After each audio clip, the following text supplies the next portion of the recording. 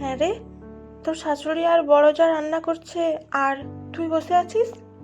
আসলে দিদি আর মা তো আমাকে রান্নাঘরে ঢুকতেই দেয় না। তাই ঢুকতে দেয় না মানে মানে আমাকে বাড়ির কাজই করতে দেয় না, ওরাই সব সামলে নেয়।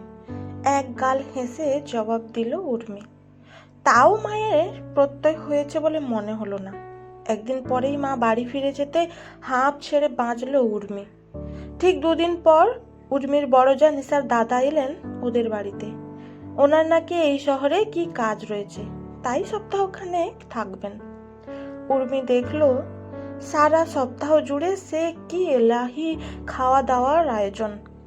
রোজ রোজ ভালো মন্দ খাবার খেয়ে একদিন তো অসুস্থই হয়ে পড়লেন ভদ্রলোক। সবটুকু দেখছিল উর্মি। তার মা যেদিন এসেছিল সেদিন একটা সবজি আর ছোট মাছের তরকারি হয়েছিল মাত্র। এমনকি সামান্য দুটো ভাজাভুজিও অতিরিক্ত হয়নি। ভীষণ লজ্জা পেয়েছিল উর্মি, কিন্তু কিচ্ছু বলার উপায় ছিল না তার।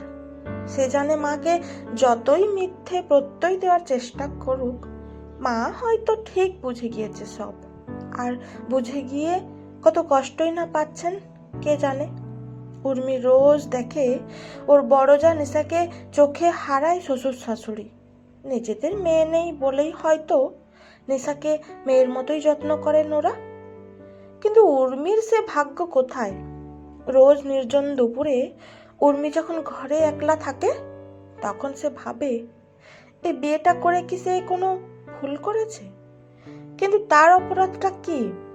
গ্র্যাজুয়েশন করতে করতেই কম্পিউটার কোর্স করতে ভর্তি হয়েছিল উর্মি। সেখানেই আলাপ হয় সৌজন্যের সঙ্গে। প্রথমে বন্ধুত্ব, তারপর ক্রমশ সম্পর্কটা প্রণয়ে পৌঁছায়। দুজনের মধ্যে এত মিল ছিল যে বন্ধুরা ইয়ার্কি করে বলতো একেবারে যেন হর পার্বতী। বছর দুয়েক পর সম্পর্কে সেই কলেজ বেলার উন্মাদনা হারিয়ে গেলেও ভালোবাসার আঁচড় পড়েনি একটুকুও। বরং যত দিন গিয়েছে সম্পর্ক আরো দৃঢ় হয়েছে। যখন উর্মির বাবার অসুখ, তখন সৌজন্য বলিষ্ঠ হাতে উর্মিকে সামলেছে। এমনকি উর্মির বাবার মৃত্যুর সময়ও সৌজন্য উর্মির পাশে থাকতে ভোলেনি। এদিকে চাকরির চেষ্টা করেও ব্যর্থ সৌজন্য যখন তিলে তিলে হতাশার দিকে চলে যাচ্ছিল, তখন শুধুমাত্র উর্মি তার মনটাকে বুঝে তার পাশে থেকেছে। হতাশা আর কটাক্ষের ভিড়ে উর্মির সঙ্গই সৌজন্যকে বেঁচে থাকার প্রেরণা জুগিয়েছে সেই সময়। উর্মির সাহচর্য তাকে বিশ্বাস করিয়েছে যে চেষ্টা করলে একদিন সফলতা ঠিক আসবে। তাই চাকরি পেয়েই সৌজন্য চেয়েছিল উর্মিকে সম্পূর্ণ নিজের করে নিতে। প্রথম যেদিন সৌজন্য অফিসে যায়, সেদিন অফিস থেকে ফিরেই সে উর্মিকে বিয়ের জন্য প্রপোজ করেছিল। উর্মির চোখে জল এসে গেছিল। তাদের সম্পর্ক যখন নতুন, তখন একদিন উর্মি কথায় কথায় সৌজন্যকে জিজ্ঞেস করেছিল, চাকরি পাওয়ার পর প্রথম কোন কাজটা করবি? সৌজন্য অপ্রত্যাশিত ভাবে উত্তর দিয়েছিল, তোকে বিয়ের জন্য প্রপোজ করব। সৌজন্য যে এত বছর পরও সেটা মনে রাখবে ভাবেনি উর্মি, কিন্তু সৌজন্য কথা রেখেছিল। এরপরেও এই মানুষটাকে ছেড়ে থাকা যায়? তাদের সম্পর্কের কথা শুনে উর্মির পরিবার থেকে আপত্তি না থাকলেও বাঁধ সেধেছিল সৌজন্যের পরিবার। সৌজন্যরা ব্রাহ্মণ আর উর্মিরা অন্য জাত। এই ছিল উর্মির অপরাধ। সৌজন্যের পরিবার কিছুতেই বিয়ে দিতে রাজি হয়নি, কিন্তু সৌজন্যও ছিল নিজের সিদ্ধান্তে অনড়। উর্মির মা সেই সময় উর্মিকে বলেছিলেন এই অপমানের বিয়ে না করতে, কিন্তু সৌজন্যকে ছেড়ে দেখার কথা ভেবেই বুক কেঁপে উঠেছিল উর্মির। তার মনে হয়েছিল সৌজন্যকে ছেড়ে সে হয়তো মরেই যাবে। সৌজন্য বলেছিল সে চেষ্টা করছে বাড়িতে বোঝানোর, তাকে সময় দিতে, আর বাড়িতে নেহাত না বুঝলে তারা নিজেরাই বিয়ে করে নেবে। কিন্তু এই প্রস্তাবে বেঁকে বসেছিল উর্মির মা। তিনি বলেছিলেন সৌজন্যের পরিবারের সম্মতি ব্যতীত এ বিয়ে হলে তিনিও আর ওদের মুখদর্শন করবেন না। তবে যাই হোক, ব্যাপারটা আর এত দূর গড়ায়নি। অনেক লড়াইয়ের পর সৌজন্যের পরিবার মেনে নিয়েছিল তাদের সম্পর্কটা। আজও সেই লড়াই করার দিনগুলোর যন্ত্রণাটা ভুলতে পারেনি উর্মি। বিয়ের সময় সে ভেবেছিল এবার সবটুকু ভুলে যাবে, সব তিক্ততা ভুলে সংসার করবে মন দিয়ে। কিন্তু ভাগ্যের ইচ্ছে ছিল কিছুটা। ভাগ্য উর্মিকে কিছুই ভুলতে দেয়নি। বিয়ের অল্প দিনের মধ্যেই উর্মি বুঝেছিল সৌজন্যের পরিবারের লোক ছেলের জেদের কাছে নতি স্বীকার করেছে মাত্র, তাকে মেনে নেয়নি। তাই এই বাড়ির ঠাকুর ঘর থেকে শুরু করে রান্নাঘরে অবধি উর্মির প্রবেশ নিষেধ। একই বাড়িতে থেকেও উর্মি যেন একটা বিচ্ছিন্ন দ্বীপ। অথচ সৌজন্য থাকলে এদের ব্যবহারই পাল্টে যায়। সৌজন্য কিছুই টের পায় না, উর্মিও অভিযোগ করে না, নিজের ভেতরেই ক্ষত বিক্ষত হয়। একই বাড়িতে দুই যা, অথচ দুজনের প্রতি ব্যবহার কত আলাদা।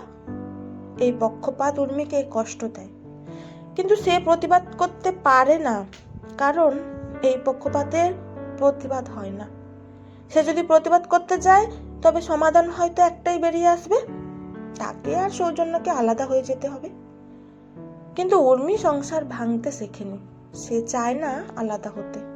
সে বোঝে এই সমস্যার সমাধান গলা তুলে প্রতিবাদ করে হবে না। এই সমস্যার সমাধান তখনই সম্ভব যখন এই বাড়ির লোকগুলোর মানসিকতায় পরিবর্তন আসবে। সৌজন্য আজ 2 দিন হলো অফিস থেকে ট্রেনিং নিতে ভুবনেশ্বর গিয়েছে। এদিকে আজ নিশার ভাইজির জন্মদিন উপলক্ষে উর্মির ভাসুর আর নিশার বাপের বাড়িতে গিয়েছে।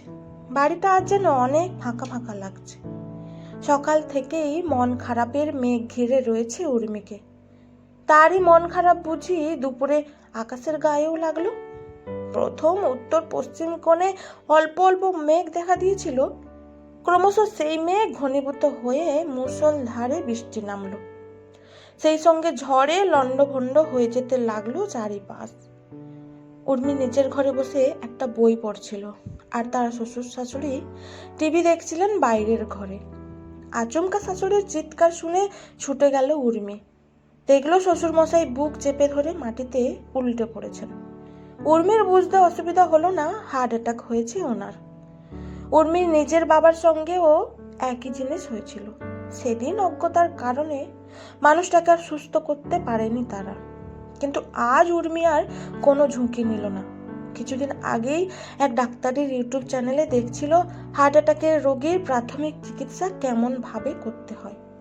সে আর দেরি না করে শ্বশুরমশাইকে তুলে বসিয়ে দিয়ে সেই ডাক্তারের পরামর্শ মতো পদ্ধতিতে ওনাকে সুস্থ করার চেষ্টা করতে লাগলো। উর্মি ক্ষতি করে দিচ্ছে ভেবে শাশুড়ি চিৎকার করে বাধা দিতে এলেন। উর্মি তো আক্কা করল না। হিতাহিত জ্ঞান শূন্য হয়ে শাশুড়ি টিভির রিমোট ছুঁড়ে মারলেন উর্মির দিকে। চমকে গেল উর্মি, এতটাও সে প্রত্যাশা করেনি। তবে ততক্ষণে তার কাজ শেষ। সে যথাসম্ভব শান্ত গলায় শাশুড়িকে বলল, সার্বিট্রেট এনে ওনার জিভের তলায় দিতে। কথাটা বলেই ঝড়ের মধ্যে বেরিয়ে গেল উর্মি। প্রায় আধা ঘন্টা পর ভেজা শরীর নিয়ে বাড়ি ফিরল উর্মি, সঙ্গে একটি অপরিচিত লোক।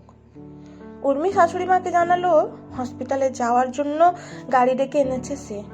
গাড়ির ড্রাইভারটি উর্মির শ্বশুরমশাইকে নিয়ে গাড়িতে তুলে বসালো।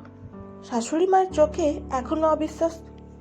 হসপিটালে পৌঁছে তড়িঘড়ি উর্মি শ্বশুরমশাইকে ভর্তি করার ব্যবস্থা করলো। উর্মির এক বান্ধবী এখানকার ডাক্তার, তাই ভর্তি করতে বিশেষ বেগ পেতে হলো না। প্রায় ঘন্টা খানেক পর উর্মির বান্ধবী এসে উর্মির হাত দুটো ধরে বলল, ডাক্তার বাসু বললেন তুই দারুণ কাজ করেছিস। তুই ফার্স্ট এড ট্রিটমেন্টটা না দিলে আরও খারাপ কিছু হতে পারতো তোর শ্বশুরমশাইয়ের সঙ্গে। ড্রাইভার ভদ্রলোক তখনও ছিলেন ওদের সঙ্গে। তিনি অবাক হয়ে বললেন, শ্বশুরমশাই? আপনি যে বললেন বাবা। উর্মি মৃদু হেসে বলল, শ্বশুরমশাই কেউ তো বাবা বলেই ডাকি। ড্রাইভার ভদ্রলোক তখন উর্মির শাশুড়ির দিকে ঘুরে বললেন, সত্যি ভাগ্য করে এমন বৌমা পেয়েছেন। এই ঝড় বৃষ্টির রাতে উনি যেভাবে অতটা পথ ছুটে ছুটে গিয়ে আমাকে অনুরোধ করলেন, তা সত্যিই অন্য কেউ হলে করতো না। শাশুড়ি মা যেন জবাব দিলেন না। দুদিন পর শ্বশুরমশাই মোটামুটি সুস্থ হয়ে উঠতে শাশুড়ি মা উর্মির কাছে এসে বললেন, তুমি সেদিন আমাদের জন্য যা করেছো তার জন্য আমি কৃতজ্ঞ। মৃদু হাসলো উর্মি, বলল, আমি কিন্তু ভেবেছি আমি আমাদের জন্য করছি। শাশুড়ি মা খানিক অপ্রস্তুতে পড়ে গেলেন। বললেন, আমি ঠিক ওভাবে বলিনি কথাটা। মাথা নাড়ল উর্মি। জানি মা, বাবার জায়গায় অন্য মানুষ হলেও হয়তো আমি আমার সাধ্যমতো সব চেষ্টাই করতাম। আসলে আমার মা বাবা আমাকে সব দিন শিখিয়ে এসেছেন মানুষকে মনুষ্যত্বের জন্য সম্মান করতে, কোনো জাত পাত ধর্ম এসবের ভিত্তিতে নয়। উর্মির কথা শুনে একটা ঢোক গিললেন শাশুড়ি মা। তারপর বললেন, আমি তোমার বাবার কাছে যাব, তুমি রান্নাটা দেখে নিও। কথাটা বলেই বেরিয়ে গেলেন ভদ্রমহিলা। নিজের মনেই মৃদু হাসল উর্মি। অর্থহীন পক্ষপাতের দেওয়াল আস্তে আস্তে ভাঙতে শুরু করেছে, তবে পুরোটা ভেঙে পড়তে সময় লাগবে। সে লাগুক, ততদিন ধৈর্য ধরে নিজের এই অপ্রত্যক্ষ প্রতিবাদ চালিয়ে যাবে উর্মি।